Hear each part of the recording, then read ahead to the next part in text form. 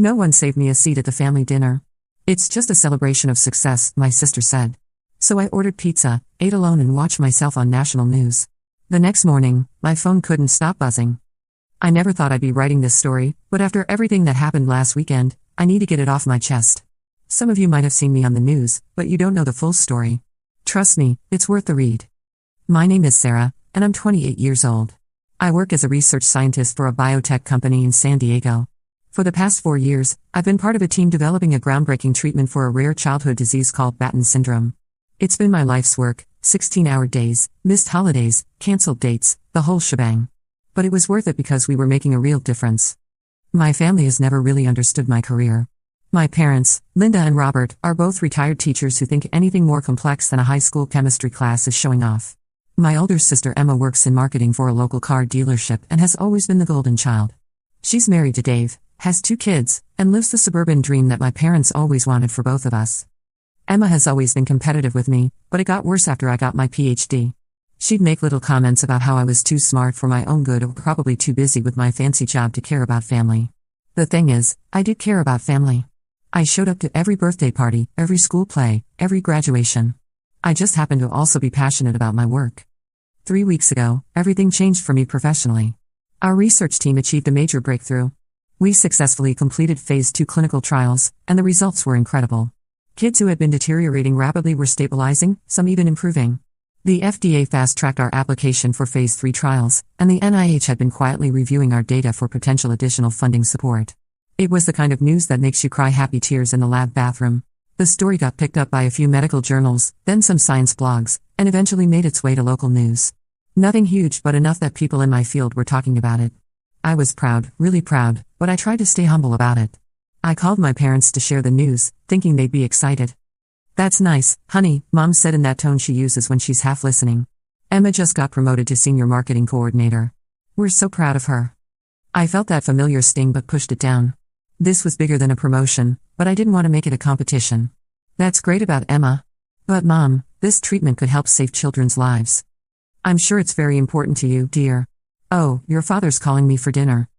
That should have been my first warning sign. A few days later, Emma called me. She was unusually cheerful, which always made me suspicious. "Sarah, I heard about your little science project making the news. That's so cute." "It's not a little project, Emma. We're talking about a treatment that could help kids with a fatal disease." Right. Well, speaking of achievements, Dave and I wanted to invite the family over for dinner this Saturday. We're celebrating my promotion, and I thought it would be nice to have everyone together. I was touched that she was including me. "That sounds wonderful. What time should I come over?" "Oh, 6:30. Just bring yourself. I've got everything covered." "Are you sure? I could bring dessert or wine or..." "Nope, just yourself. See you Saturday." Saturday rolled around, and I was actually excited. I'd been working so many late nights that a family dinner sounded perfect. I dressed nicely but not too formally, brought a bottle of Emma's favorite wine anyway, and drove to her house in the suburbs. When I pulled up, I could see through the big front windows that the dining room was full of people. Emma and Dave were there, obviously, along with my parents, Dave's parents, Emma's kids, and what looked like several other couples I didn't recognize. The table was beautifully set with Emma's wedding china and fancy cloth napkins. I knocked on the front door, and Dave answered with a big smile. "Sarah. Great to see you. Come on in." I walked into the dining room, wine bottle in hand, and immediately felt something was off. Everyone was already seated around the table. Every single chair was occupied. I stood there for a moment, looking around confused. Where should I sit?" Emma looked up from her spot at the head of the table, and I swear there was a flash of something in her eyes. Not surprise, but satisfaction. "Oh gosh, Sarah. I totally miscounted the chairs. We have exactly enough for everyone who RSVP'd. But you invited me. I'm here." "I know, and I'm so glad you came. You can just grab a chair from the kitchen."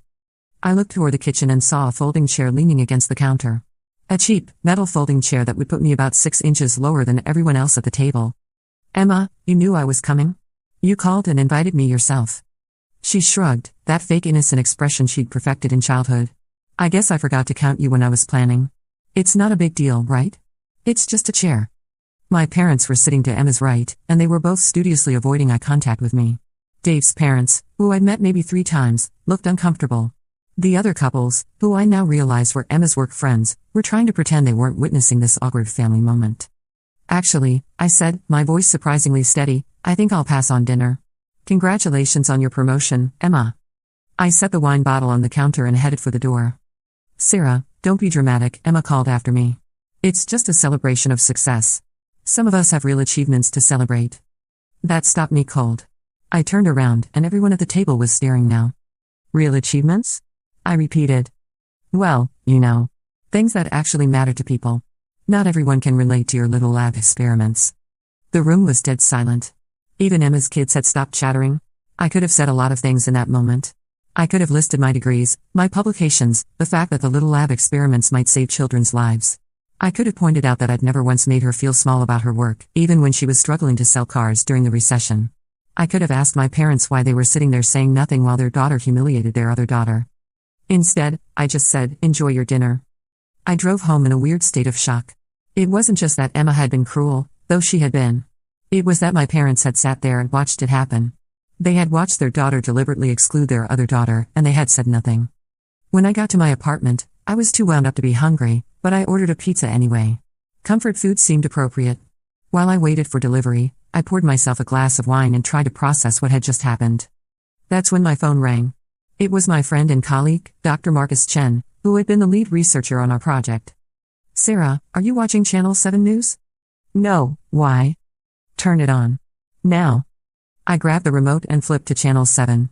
The weekend anchor was mid-sentence. Local research team's groundbreaking work on Batten syndrome treatment has caught the attention of the National Institutes of Health. And then my face filled the screen. It was footage from a press conference our company had held the week before. I was standing at a podium, explaining our research results to a room full of reporters and medical professionals. The implications of this breakthrough cannot be overstated, my voice was saying from the TV. For families dealing with Batten syndrome, this represents hope where there previously was none. The anchor came back on screen. Dr. Sarah Mitchell, a San Diego native, has been leading the research team that developed this promising treatment. In a press release issued Friday afternoon, the NIH announced that they're providing substantial additional funding to accelerate the final phase of clinical trials. I nearly dropped my wine glass. NIH funding? This was huge. This was bigger than huge. My phone was ringing again. Marcus. Did you know about the NIH announcement? He asked. No. When did this happen? Apparently, they've been reviewing our Phase 2 data for weeks. The announcement went out in a press release Friday afternoon, but the news stations just picked it up tonight. Sarah, this is incredible. Do you know what this means? I did know what it meant. NIH funding would accelerate our timeline by at least 18 months. It meant national attention for our research. It meant that kids with Batten syndrome would have access to treatment sooner than we'd ever dreamed possible. I can't believe this is happening, I said. Believe it. Oh, and Sarah? I just got off the phone with a CNN producer. They want to interview you Monday morning. Something about young scientists making breakthrough discoveries. After I hung up with Marcus, I sat on my couch with my pizza and watched myself on the news 2 more times. The story was spreading. Channel 7 was rerunning the segment, and I could see notifications popping up on my phone from Twitter and LinkedIn. I thought about Emma's words, real achievements and things that actually matter to people. The irony was so perfect it almost hurt. As I scrolled through my phone, I started seeing the story picked up by other local stations. Channel 3 had done their own segment, interviewing Dr. Patricia Williams, a pediatric neurologist at Children's Hospital who specialized in Batten syndrome.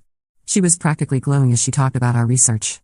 What Dr. Mitchell and her team have accomplished represents a paradigm shift in how we approach rare pediatric diseases, she said to the camera.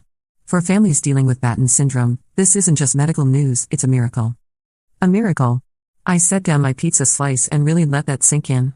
While I was sitting in Emma's kitchen looking at a folding chair, families across the country were learning that their children might have a chance at life.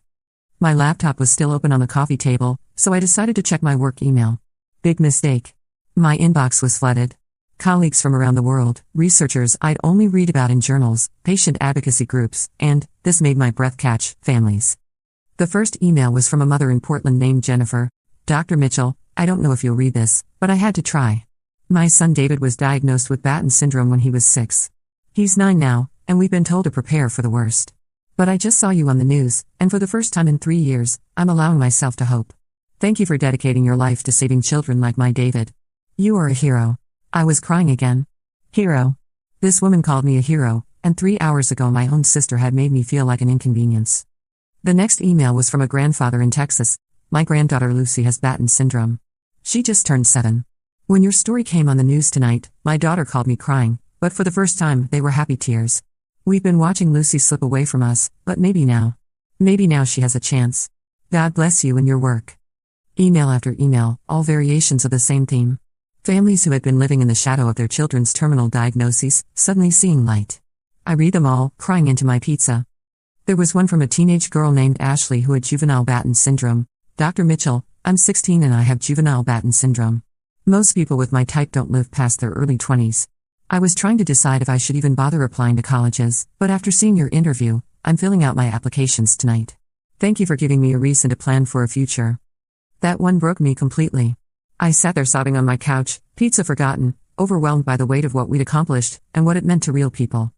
Around 10 p.m., my phone buzzed with a text from my college roommate, Jessica, who lived in Chicago. Sarah. Just saw you on the news. You're famous. So proud of you. Then another from my graduate school advisor, Dr. Reynolds. Sarah, just watched your interview. Extraordinary work. You should be very proud.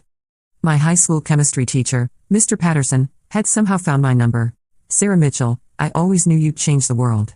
Congratulations on this incredible breakthrough. The messages kept coming. Friends, former classmates, professors, even my landlord who had apparently seen the story and connected it to his tenant. My phone was buzzing constantly. But still nothing from my family. I tried to tell myself they probably hadn't seen it yet. It was Saturday night, maybe they were busy. Maybe they didn't watch the news. Maybe they'd see it tomorrow and call then. But deep down, I knew they'd seen it. In today's world, someone would have tagged them on Facebook or sent them the link. They'd seen it, and they were staying quiet. That hurt worse than Emma's dinner party humiliation. Around 11 p.m., I decided to check social media properly. I'd been tagged in dozens of posts. The story had been shared hundreds of times on Facebook. On Twitter, people were using hashtags like #BattenBreakthrough and #MedicalMiracle. But what really got to me were the posts from other scientists. Researchers I'd admired for years were sharing the story and commenting on the significance of our work. Dr. Amanda Rodriguez from Stanford called it groundbreaking research that will save countless lives. Dr. Stephen Chen from Johns Hopkins wrote, "This is why we do science, to give hope where there was none." The validation from my peers was overwhelming. These were people who understood the long hours, the failed experiments, the grants that didn't come through, the pressure to publish or perish. They knew what it took to achieve something like this, and they were celebrating with me. I scrolled through the comments on the news station's Facebook post. Most were positive, but there were a few that made me pause. Typical media hype. Probably won't amount to anything. How much is this miracle cure going to cost regular families? Another overpaid scientist getting attention for doing their job. Those stung, but they were vastly outnumbered by comments like, "My nephew has Batten syndrome. This gives our family so much hope. Thank you, Dr. Mitchell, for your dedication to helping children. This is what real heroes look like." I closed my laptop and finished my pizza in contemplative silence. The day had been such a whirlwind of emotions, the humiliation at Emma's dinner, the shock of the news coverage, the overwhelming response from families and colleagues. I felt like I was living in someone else's life. My phone rang again. This time it was Dr. Sarah Kim, a researcher at the University of Washington who'd been working on a different approach to treating Batten syndrome. "Sarah, I had to call. What you've accomplished is incredible. Our approaches are complementary. Have you considered the possibility of combination therapy?" We talked for an hour about the potential for combining our research approaches. She was brilliant, and the conversation left me even more excited about the future of our work. After we hung up, I realized something had shifted. Earlier in the evening, I'd been focused on my family's rejection and my own hurt feelings. But talking to Dr. Kim, reading the emails from families, seeing the response from the scientific community, it reminded me why I'd chosen this career in the first place. It wasn't for recognition or awards or even to prove anything to my family. It was for Ashley, who was filling out college applications despite her diagnosis. It was for David and Lucy and all the other children whose families were allowing themselves to hope for the first time in years. That realization didn't make Emma's cruelty hurt less, but it put it in perspective. My worth as a person and as a scientist wasn't determined by whether my family understood or appreciated my work. It was determined by the impact I could have on the world. I didn't call my family that night. I figured they'd reach out when they saw the news. My pizza was excellent, by the way. Sometimes the best meals are the ones you eat alone. Sunday morning came early. I was up at 5 a.m. for the CNN interview, which was being conducted via video call from a local studio. The producer had briefed me on the questions Friday afternoon, but I was still nervous. National television was a big step up from local news. The interview went well. The anchor, Maria Santos, was genuinely interested in the research and asked thoughtful questions about the implications for children with rare diseases. She also asked about my background and what had inspired me to go into research. My parents are both teachers, I found myself saying. They taught me that the most important work is the work that helps other people learn and grow. I just took that lesson into the lab. It felt good to honor them, even after everything that had happened the night before. After the interview, I grabbed coffee and headed home, feeling accomplished but exhausted. The CNN segment was scheduled to air during their Sunday morning programming, which meant it would reach millions of people. That's when my phone started buzzing. It started with text messages from colleagues and friends who had seen the CNN interview. Then calls from former professors, medical journalists, and research institutions. LinkedIn notifications were coming in every few minutes. Twitter mentions. Facebook messages from people I hadn't heard from in years. But nothing from my family. The silence from them was deafening. I kept checking my phone, thinking maybe I'd missed a call or text. But no. Radio silence from the people who should have been the first to congratulate me. Around 9 a.m., my phone rang with what I hoped might be my parents, but it was Dr. Elizabeth Warren, not the senator, but a researcher at Boston Children's Hospital who'd been following our work. "Sarah, I just finished watching your CNN interview. Absolutely brilliant. I wanted to reach out because we have several families here who've been asking about your research." We talked for 20 minutes about the possibility of Boston Children's being one of our Phase 3 trial sites. Having a prestigious hospital like that involved would add significant credibility to our work. "There's something else," Dr. Warren said before we hung up. "I've been asked to put together a panel on rare disease research for the American Medical Association's annual conference. Would you consider being our keynote speaker?" The AMA conference. I dreamed of speaking there someday, but I'd imagined it would be years in the future. Yes, absolutely. Wonderful. The conference is in Chicago in October. We'll cover all your expenses, of course, plus an honorarium. After I hung up, I sat there staring at my phone. 3 months ago, I was just another researcher toiling away in relative obscurity. Now I was being asked to give keynote addresses at major medical conferences. My phone rang again. This time it was a number I didn't recognize with a Washington, D.C. area code. "Dr. Mitchell? This is David Chen from Senator Martinez's office. The senator chairs the Subcommittee on Health Research Funding, and she'd like to invite you to testify before Congress about the importance of rare disease research." I nearly dropped the phone. "Testify before Congress?" "Yes, ma'am. The hearing is scheduled for next month. We believe your work represents exactly the kind of breakthrough that demonstrates why federal research funding is so crucial." Yes, I'd be honored." "Excellent. My colleague will follow up with details about the testimony and travel arrangements." Congress. I was going to testify before Congress. I was starting to wonder if they'd seen any of the coverage when my phone rang with a call from an unknown number. "Dr. Mitchell? This is Janet Rodriguez from the Today Show. We'd love to have you on tomorrow morning to discuss your research." The Today Show. I sat down hard on my couch. Yes, I think that would be possible." "Wonderful. We'll have a producer reach out with details." 3 more interview requests came in over the next hour. Good Morning America. A science podcast with over 1 million subscribers. A documentary filmmaker who wanted to feature our research in a film about medical breakthroughs. But what really overwhelmed me were the personal messages that kept coming in. My email inbox was flooded with messages from families, other researchers, medical professionals, and even some celebrities who had family members with rare diseases. One email particularly moved me. It was from a nurse named Patricia who worked in a pediatric ICU. "Dr. Mitchell, I've been a pediatric nurse for 25 years. I've held too many children as they took their last breaths from diseases we couldn't treat. When I saw your interview this morning, I cried tears of joy thinking about all the children I might get to see go home healthy instead. Thank you for giving me hope in my profession again." Another was from a medical student at Johns Hopkins. "Dr. Mitchell, I'm a third-year medical student, and I've been struggling with whether to go into research or clinical practice. Your work has inspired me to pursue a combined MD/PhD path.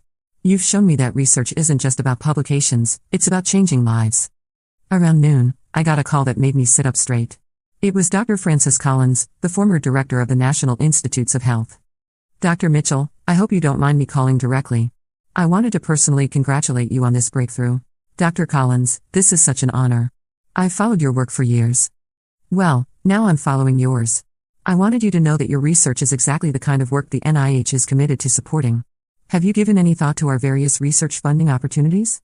There are several programs that might be perfect for expanding your work." We discussed potential funding pathways for about 20 minutes. Having someone of Dr. Collins' stature take a personal interest in my research was surreal. "Thank you so much for reaching out, Dr. Collins. This means more than you know." My quiet little research project was becoming a media phenomenon. Around noon, my phone rang with a call I'd been expecting. Mom. Sarah, honey, we just saw you on the television. Which time? I asked, and immediately regretted the sarcastic tone. Don't be smart with me. We had no idea this was such a big deal. I tried to tell you it was important when I called last week. There was a pause. Well, your father and I are very proud of you. Are you? Because last night Emma said my work was just little lab experiments that don't matter to people, and you sat there and said nothing. Another pause, longer this time. Emma was just excited about her own news. You know how she gets. Mom, she deliberately didn't save me a seat at dinner. She made me feel unwelcome in front of strangers, and you watched it happen. Now, Sarah, I'm sure it wasn't intentional. It was absolutely intentional. And you know it. I could hear my father's voice in the background, but I couldn't make out what he was saying. Your father says we should all just put this behind us. Family is family. Is it? Because I don't feel very much like family right now. Sarah Michelle Mitchell, that is enough. We raised you better than to hold grudges. You raised me to stand up for myself, actually. At least, I thought you did. I hung up before she could respond. An hour later, Emma called. Sarah, I owe you an apology. I waited. I had no idea your thing was going to be such a big deal. If I had known, I obviously would have made sure you had a proper seat. My thing? Your research. The treatment thing. Emma, it was a big deal yesterday too. It was a big deal last week when I called Mom and Dad to tell them about it. It was a big deal 3 years ago when I started working on it. Well, I didn't know that. Because you never asked. Because you never listen when I talk about my work. Because you've spent years dismissing everything I do as unimportant. That's not fair. I've always been supportive. You called it little lab experiments last night. In front of your friends. You made me feel like an outsider at a family dinner. I was excited about my promotion. I wanted one night to be about me. It could have been about you, Emma. I would have been happy to celebrate your promotion. But instead, you made it about putting me down. I didn't mean. Yes, you did. You absolutely did mean it. The question is why. She was quiet for a long moment. Look, it's hard sometimes, okay? You're the smart one. You always have been. You got the scholarships, the degrees, the fancy job. And I'm just me. You're my sister. That's not just anything. But it is. And when you called about your research thing and Mom and Dad were so excited, they weren't excited, Emma. They barely listened. Well, they should have been. And I guess I was jealous that you had something so important to be excited about, and all I had was a promotion at a car dealership. It was the most honest thing Emma had said to me in years. Your promotion is important too, I said. I was genuinely happy for you when you told me about it. I know. I know you were. And I'm sorry, Sarah. I really am. I appreciate the apology. But Emma, this isn't the first time. You've been making little digs about my career for years. I know. I'll do better. I hope so. We hung up on a tentative truce. I wasn't sure if Emma really understood how much she'd hurt me, but it was a start. Monday morning came with another wave of media attention. The Today Show interview went live, and within an hour, my phone was ringing off the hook. More interview requests, speaking engagements, and something I hadn't expected, patient advocacy groups reaching out to thank me. A woman named Carol called around 10 a.m. Her 8-year-old daughter had Batten syndrome. Dr. Mitchell, I just wanted to thank you. When we got Lily's diagnosis 2 years ago, the doctors told us to prepare for the worst. But seeing your interview this morning, for the first time in 2 years, I have hope. I was crying by the time she hung up. That's when it really hit me what this meant. This wasn't just about recognition or career advancement. This was about children like Lily, Carol's daughter, who might get to grow up instead of dying before their 10th birthday. Tuesday brought even more media attention. The story had gone viral on social media, with the hashtag Batten breakthrough trending on Twitter. Other researchers were sharing their own rare disease work. Patients and families were sharing their stories. And then, Tuesday afternoon, my phone rang with a call that surprised me. Dr. Mitchell? This is Rebecca Chen from the MacArthur Foundation. I nearly dropped my phone. The MacArthur Foundation. As in, MacArthur Genius Grants. We've been following your work on Batten syndrome treatment for some time now, and we'd like to discuss the possibility of you being considered for future fellowship opportunities. I literally had to sit down on the floor of my lab. Yes, I would be very interested in discussing that. Wonderful. I should mention that our selection process typically takes quite some time and is confidential, but we wanted to reach out to let you know you're on our radar. After I hung up, I sat in my lab for a long time, just processing. 3 days ago, I had been eating pizza alone, watching myself on local news. Now I was potentially being considered for one of the most prestigious recognitions in academia, though I knew the process could take months or even years. I called Marcus to share the news, and he was appropriately excited but realistic about the timeline. Sarah, do you realize what this could mean for the research? Even being considered puts you in an incredibly elite group. But don't get too caught up in it. The MacArthur process is notoriously unpredictable. The possibilities were overwhelming. That evening, I was still at the lab when my phone rang. Mom again. Sarah, we need to talk. About what? About Sunday. About Emma. About everything. I'm listening. Your father and I have been doing a lot of thinking since we saw you on television. And we realized something. I waited. We've been treating you unfairly. For years. I wasn't expecting that. We were so proud of Emma for being normal, for wanting the things we understood, that we didn't know how to be proud of you for being extraordinary. Mom, let me finish. We were intimidated by your intelligence, by your success. We didn't understand your work, so we acted like it wasn't important.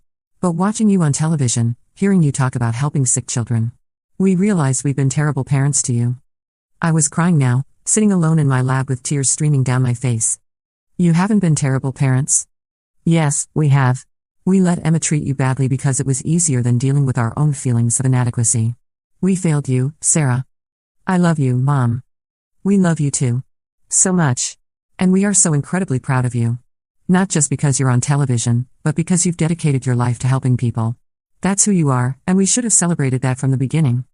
It's not too late. Your father wants to talk to you. Dad's voice came on the line, shaky with emotion. Sarah, I owe you an apology. I've been a fool. Dad, no, let me say this. I taught high school chemistry for 30 years. I spent my career trying to get kids excited about science. And my own daughter becomes a scientist who might save children's lives, and I acted like it didn't matter. It matters to me that you're proud now. I've always been proud. I was just too stupid and stubborn to show it. We talked for another hour. It wasn't a complete fix, years of feeling unsupported don't disappear overnight, but it was a real beginning. Wednesday brought news that the MacArthur Foundation wanted to schedule a formal interview. The Today Show wanted to do a follow-up segment. And most importantly, the NIH announced that our fast-tracked Phase 3 trials would begin in 10 months instead of the originally projected 2.5 years. That afternoon, Emma called. Sarah, can we meet for coffee? I want to talk to you properly. We met at a cafe near my apartment. Emma looked nervous, which was unusual for her. I've been watching all your interviews, she started. Reading the articles about your research.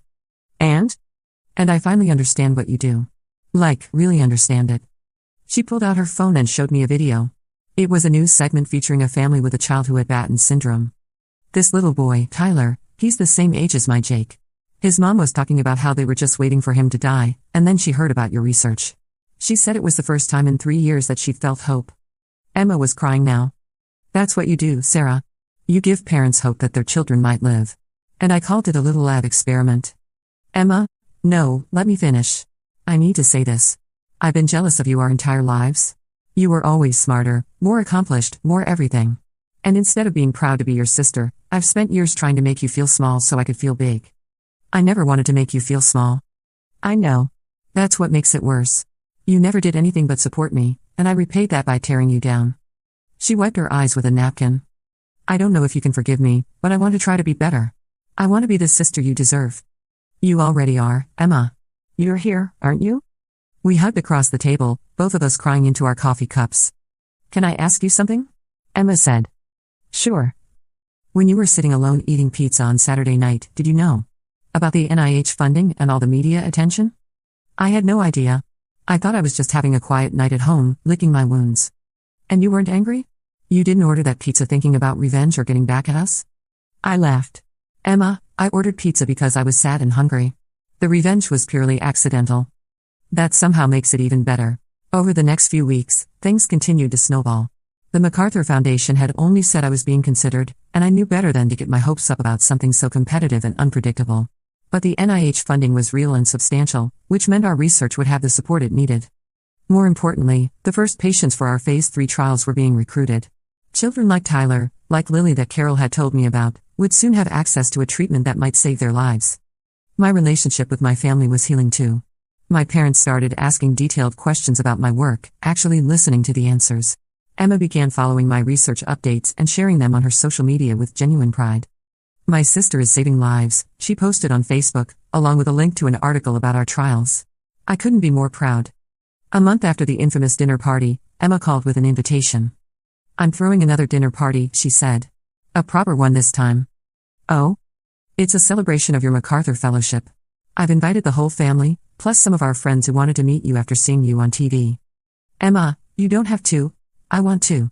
And Sarah, I've set aside the best seat in the house for you. Head of the table, right across from me. The dinner party was wonderful. Emma introduced me to everyone as my sister, the genius scientist, and she clearly meant it.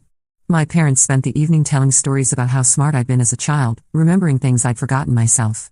But the best moment came when Emma's daughter, Sophie, who was 8 years old, came up to me during dessert. Aunt Sarah, Mommy says you help sick kids get better.